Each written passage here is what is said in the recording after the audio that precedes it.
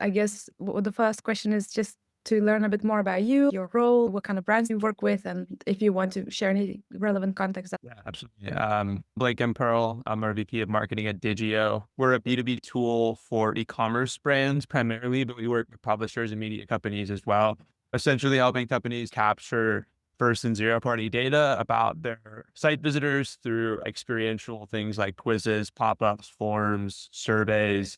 We do a lot of on-site personalization with that data and then let brands use that in their remarketing off-site, think like email, SMS marketing, all those types of things. So we call that marketing efficiency is a kind of way of thinking about Digio. We're a marketing efficiency platform. We work with over 2,000 brands in the D2C space that are high growth brands doing $100 million in revenue and larger enterprise companies like the NFL, for example. So it really spanned the gambit of things.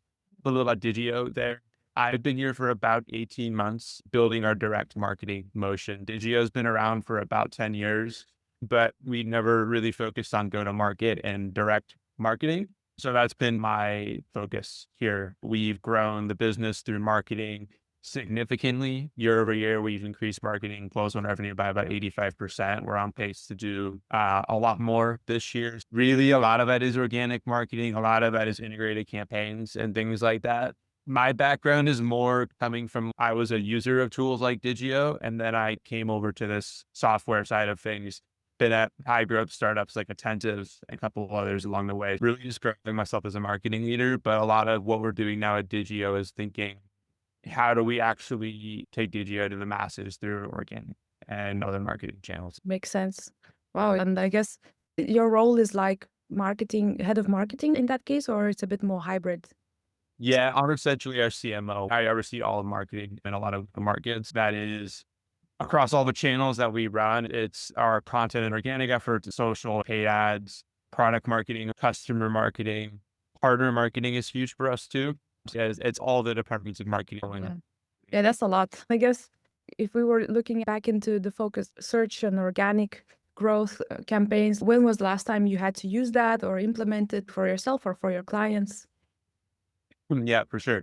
I guess like better understand when you say organic and those things, is there anything you're looking for specifically? We do a lot of organic content, social, event marketing, all that I call organic, but relevant for whatever you're looking. Let's say SEO, because I know there's a lot of disruption in SEO. So we're like trying to gather what's the SEO landscape, in your opinion, looking like?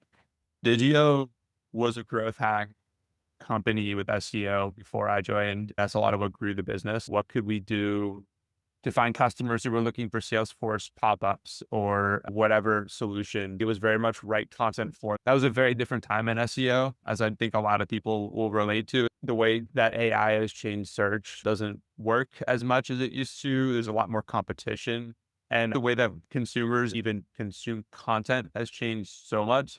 We've really focused, our SEO has been, we rebranded the entire business. We rebuilt our entire website and then built the SEO engine on top of that. We've marketed our product to trying to be solving everyone's problems. And you can't really do great marketing when you try to market to everyone.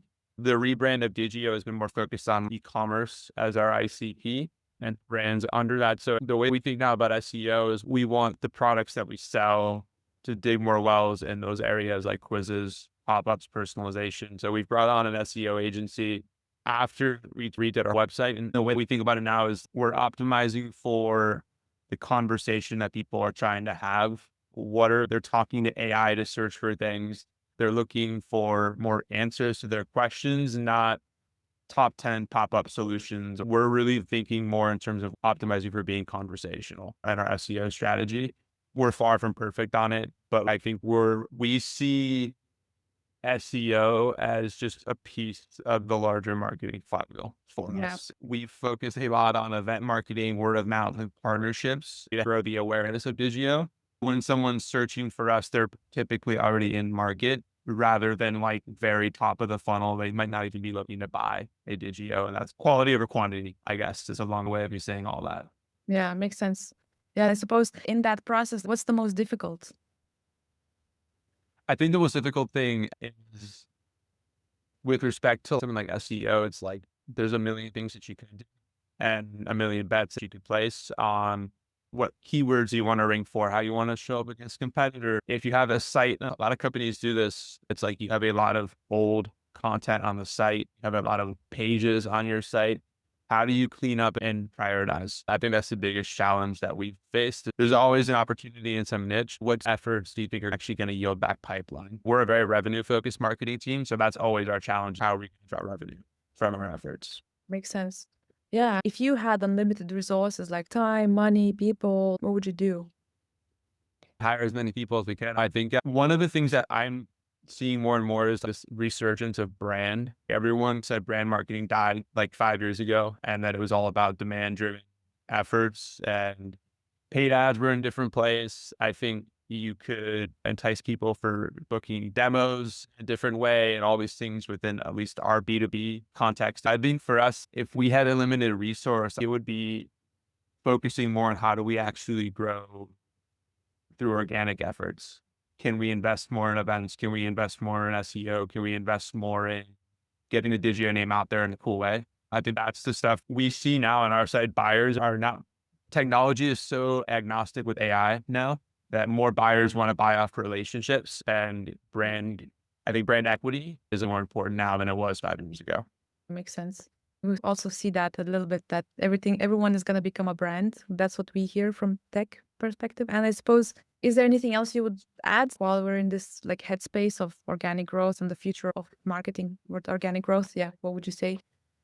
Yeah, I think for a lot of companies, many underlook partnerships and partner marketing specifically, or they don't know. Like it doesn't work for every company, but for us, it 100% does. We integrate with a ton of technology, publicly traded companies like Klaviyo, Iterable, for example. And so like we see the opportunity to create great content with these partners, go to market with them around a shared value prop and essentially double or even 10x our audience overnight, like through great content.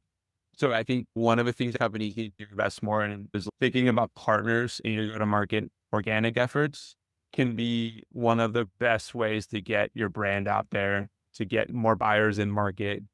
It makes your sales outreach better because these brands have already heard about you. All that stuff gets easier when you invest in partner marketing. I think it's especially smaller companies that don't have the large budgets that maybe a publicly traded company does. You got to be scrappy with these things. That's the approach I've always taken in the market. I'm going to actually take this tip myself, but thanks for sharing that. And I guess that's all the questions that I would have had.